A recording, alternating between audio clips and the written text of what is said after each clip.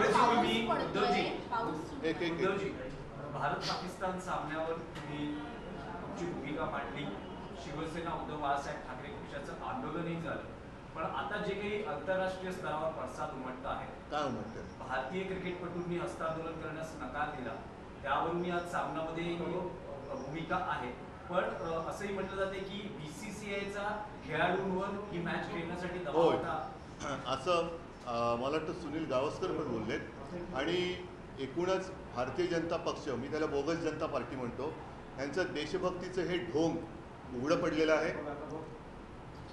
आमच्यावरती घराणेशाहीचे आरोप करताना अमित शहाचा मुलगा जय शहा ह्याच्या हट्टापायी देशाची प्रतिमा आणि देशभक्तीचा चुराडा करणारं हे सरकार आहे. हे ढोंग आणि हे ढोंगी यांचं आता सगळं बिंग आता फुटलेलं आहे. म्हणजे खरंच लाज वाटते. एक कणखरपणा दाखवायला पाहिजे होता. नाही खेळणार, काय झालं असता फरक?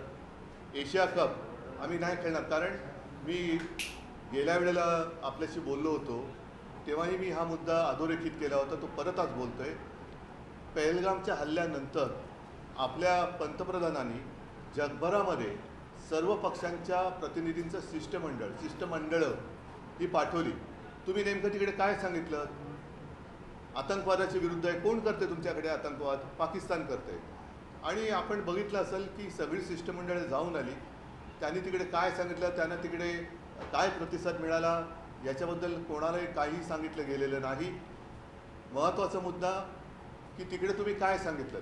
पाकिस्तान आतंकवाद करतोय आमच्या देशात असं जर का सांगितलं असेल आणि तसं असावं अशी आमची एक कल्पना आहे, तर जगातली इतर राष्ट्र हे आपल्या हिंदुस्थानच्या पाठी उभी का नाही राहिली?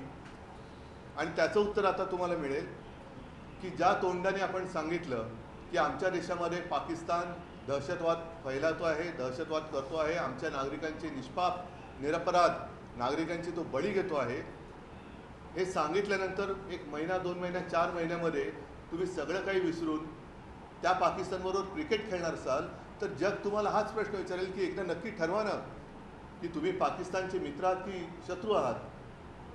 आणि जर का शत्रू असाल तर सगळे संबंध तोडा, मग आम्ही तुमच्या मागे उभे राहतो.